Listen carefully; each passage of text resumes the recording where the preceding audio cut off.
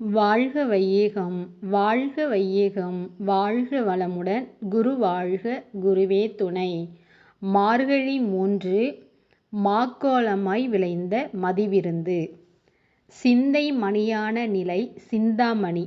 தேவைக்கும் இருப்புக்கும் இடையே உள்ள தெய்வீக தொடர்பு அதன் ஒழுங்கு அமைப்பும் உணர்ந்து ஆன்மா முழு அமைதி பெறுகின்றது. இந்த நிலைதான் சிந்தாமணி. இதுதான் மனிதனின் முழுமை பேறு. ஆன்மா புறக்கவர்ச்சியில் மயங்கி செயலாற்றும் போது ஆசை, சினம், கடும்பற்று, முறையற்ற பால் கவர்ச்சி, உயர்வு தாழ்வு மனப்பான்மை, வஞ்சம் ஆகிய 6 குணங்களாக நிலைமாறி இயங்குகிறது. இதன் விளைவு பழி செயல்கள் விளைகின்றன. உள்ளத்தில் களங்கம், உடலில் நோயும் பதிவாயின. இதனால்தான் ஆன்மா சிறுமைப்பட்டு துன்புறுகின்றது என்கிறார் நம் அருள் தந்தை அவர்கள். வாழ்க வளமுடன். நன்றி.